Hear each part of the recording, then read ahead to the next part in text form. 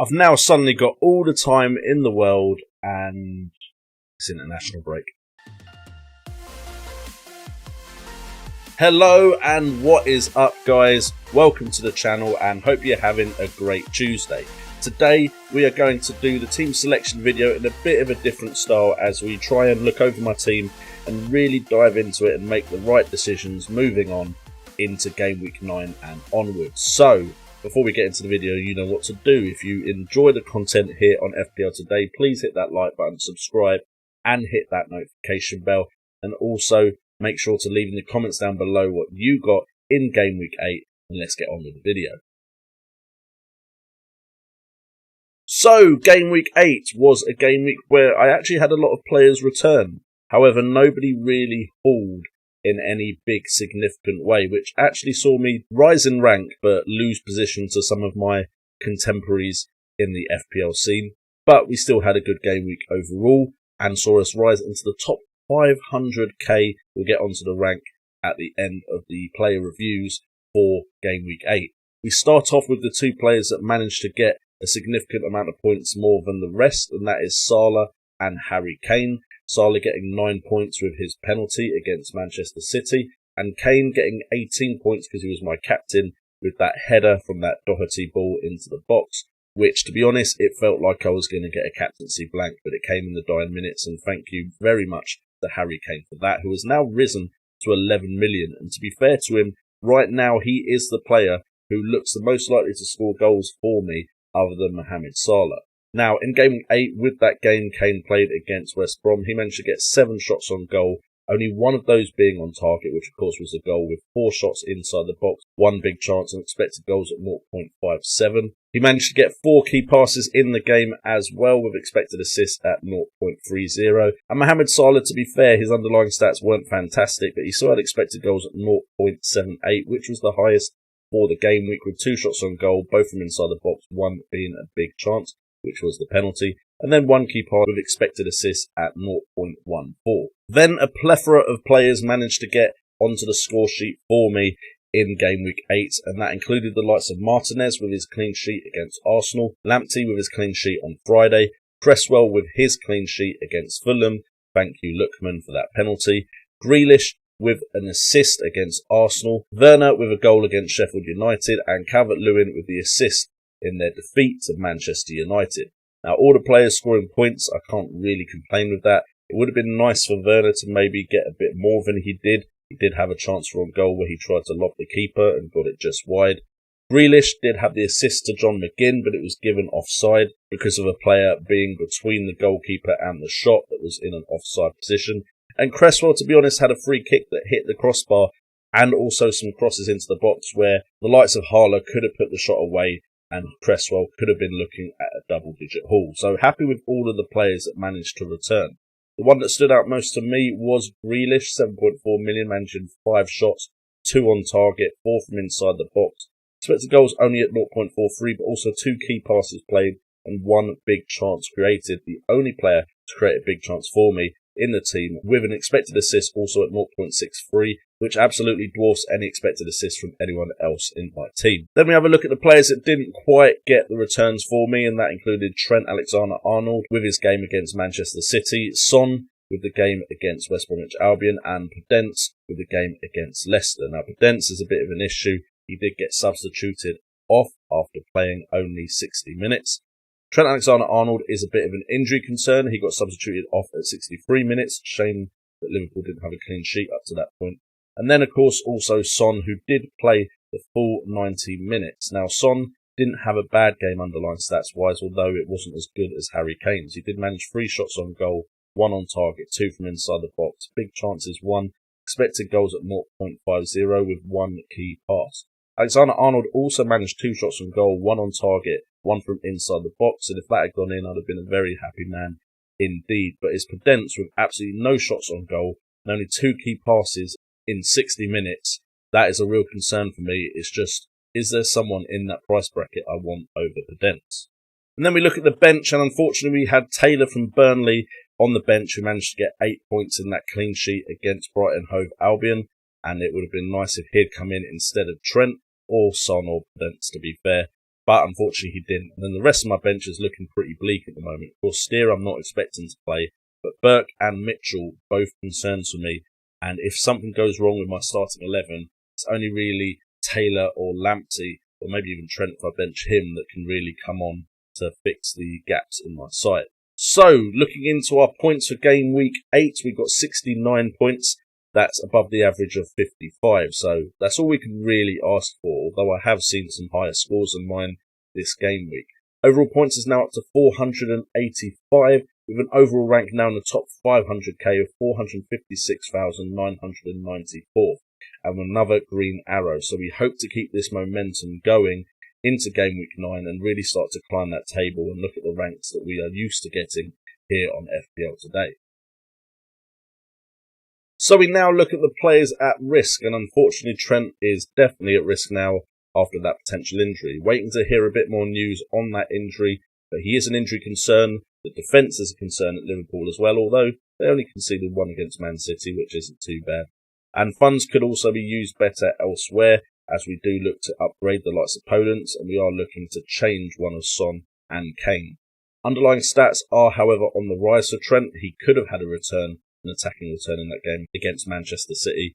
And also Mitchell and Burke are playing issues which we might need to use transfers there, just so we have a full squad of 15 or 14 if you don't include the goalkeeper, to make sure during especially this season we have a full starting 11 every game week. And then also clean sheets are becoming more common, but are they becoming more common for Liverpool? A lot of points could have been gained on some rivals if I'd had someone like Chilwell in my starting 11, or someone who kept a clean sheet like maybe a Regulion. We're going more in depth this game week because there is another player that is at risk, and that is Podence. He does have Southampton at home next, which isn't a terrible fixture because every now and again Southampton do leave a lot of space in behind, and Podence probably has the pace to really take advantage of that. However, I have an issue with his minutes. He keeps getting substituted off, and Wolves aren't amongst the best attacking sides in the league right now. If I just look at his opponent, Southampton, there's plenty of options there, and I think Southampton are a better attacking unit than Wolves are at the moment. And I also have a major issue with, as soon as he starts to look like he's going to cause some damage, that's when he gets pulled off the pitch, which really annoys me and kind of puts me down on him as a player. However, he does pass the eye test when I watch him play. Again, I also have Mitchell and Burke as playing issues, and I'm not sure who a better player is to go to in that price bracket. So unless we downgrade somewhere else, which is possible, of course, with Trent, I'm not sure who to go with in Podence's place. And then the final players at risk are actually Son and Kane from Tottenham Hotspurs, purely because of the fixture turn. It does get pretty bleak for them fixture-wise. However, Mourinho does have a team that are very capable of counter-attacking. So part of me is very interested in that as a prospect and doesn't want to fully commit to going off of all Spurs options. As far as underlying stats, Kane is posting the better underlying stats by far. However, Son does keep up with him on things like big chances. However, Son seems a good choice for the opposition that Spurs are going to play in the next three, because he has the pace to really take advantage of any space in behind, which may be an occurrence when they are playing some of the top six. And then another factor in my decision making as far as which one of these players could go is there's more options to replace Son in my mind than there is Kane, which we'll have a look at when we get to potential transfers. So before we have a look at how my Game Week 9 team could line up and the potential transfers, we will of course do an update video on this next week after the international break. Please do check out Fantasy Football Hub, the place where I get all of the stats for this video. Here's a quick video from them. All the data on FPL Today is taken from the Fantasy Football Hub, with tools such as player comparison to choose the best players out of two options, Opta stats tables to see who could be hitting form soon and who will be amongst the goals, and a fixture ticker so you know who has not just the form but also the fixtures to match, and so much more like articles and coverage of other fantasy football games. Ask yourself why you haven't joined the Fantasy Football Hub. It's just £2 a month to unlock your FPL potential. So guys, that is Fantasy Football Hub. If you are interested, it is the top link in the description down below. And if you want to support the channel in any way and get the kind of stats that I look at available to you, then please do consider signing up. It supports the channel out greatly. Anyway, we go on to my Game Week 9 side, and we are going to start off with the players instead of going defence, midfield and attack, the players that are actually safe in my side right now and I'm not considering changing for Game Week 9. And those players include the likes of Martinez against Brighton Hove Albion at home, hopeful of a clean sheet there. Cresswell with Sheffield United away, very impressed by Cresswell's game against Fulham. Of course it was against Fulham, but he looked a threat from set pieces and the potential to get some assists and attacking return. Taylor comes in purely because I still don't rate Crystal Palace as an attacking outfit, and it is Burnley at home, so I'm hopeful of a clean sheet there. He comes in instead of Lamptey, who has Aston Villa. Now we also have Salah on the pitch. He's been getting returns, so he's not going anywhere. Leicester at home. For me, that's a fixture that could go either way, but I definitely think Liverpool could score in that one. Grealish with Brighton Hove Albion at home. He's done enough to stay in my side right now. I'm very impressed with him. And the strikers that are definitely staying are Calvert-Lewin. Yes, he's not been returning like we probably wanted him to without the likes of Richarlison and Rodriguez. However, he has been returning. There's only one blank for him in 8 game weeks. So I'm trying to focus on players that aren't returning before I go to players that are returning, but potentially there's better options out there. And then, of course, Werner as well. He has been returning for me since about game week 6, I believe. So he's now somehow managed to secure his place in my side, which probably is as much a surprise to you as it is to me. But with Newcastle away, I don't think that's the fixture to get rid of him on. So the players at risk, we have Trent Alexander-Arnold, of course, with that injury concern. We have Podence as well. However, the fixture could give him a bit of a length of stay for one more game week. And then we have Son and Kane. I'm not sure I want 2 Spurs options going into their up-and-coming fixtures. Of course, with the international break, anything could happen and my moves could be forced elsewhere, but that is my kind of train of thought right now. As far as the bench goes, Lamptey does go on the bench, however he is secure in my squad. And then it's Burke with West Ham at home and Mitchell with Burnley away, but I am concerned about the 2 of these. Mitchell to Kilman wouldn't be too much of a stretch, and Burke, there seems to be plenty of other 4.5 million options that are at least going to play that I could move on to. I do have 2 free transfers going into this international break, so we could have a little bit of an overhaul.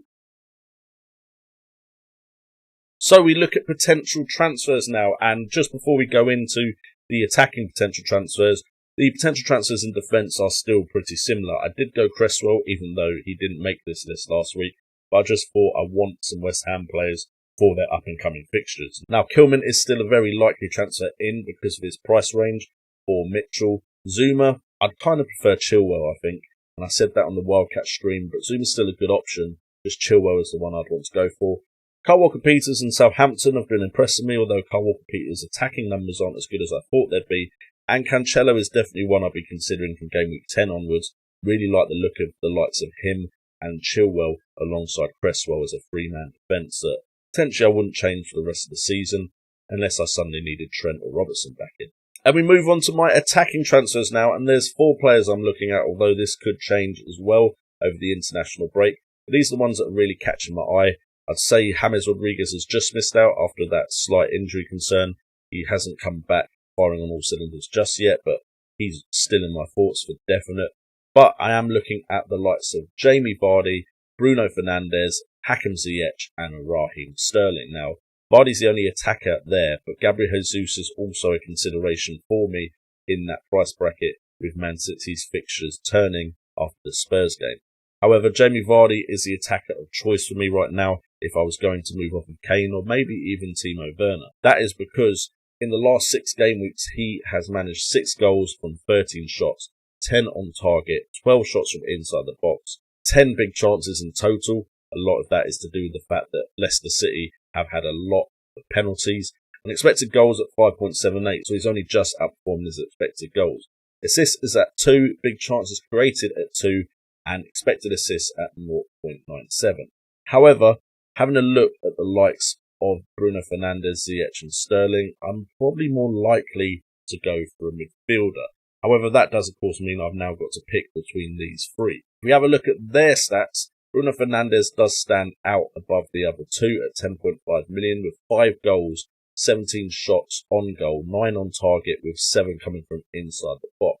We've got 4 big chances for him as well with expected goals at 3.53, assists at 3, big chances created at 3 and expected assists at 2.01. Now, right now, as far as midfielders are concerned in the Premier League, I'd consider Kevin De Bruyne, Fernandes, Ziyech and Rodriguez as the 4 with some real quality. And I'll maybe even push for Grealish in there slightly, but he still has a little bit of a way to go for that. But these 4 midfielders I've considered quality for a while, and they're showing signs of that in the Premier League for me to believe that is true.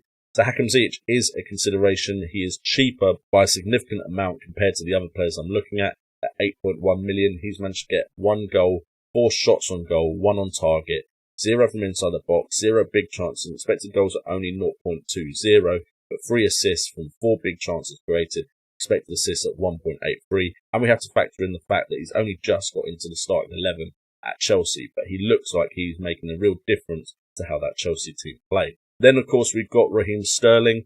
You could insert Kevin De Bruyne here, but right now I'm leaning towards Raheem Sterling. Just, it's a play I'm considering making, to be honest.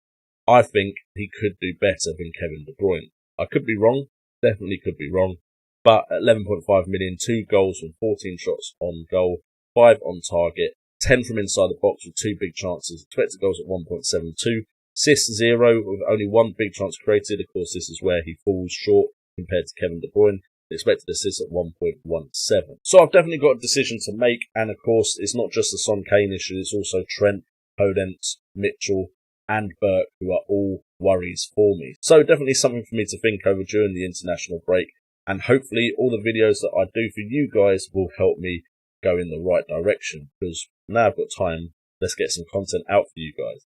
So if you have enjoyed this video, please do consider hitting that like button, subscribing, and hitting that notification bell, as well as checking out Fantasy Football Hub. You do support this channel by checking them out and signing up through the link in the description. With all that being said, I've been JNO, this has been FPL Today, and I hope you're all staying safe and looking after yourselves.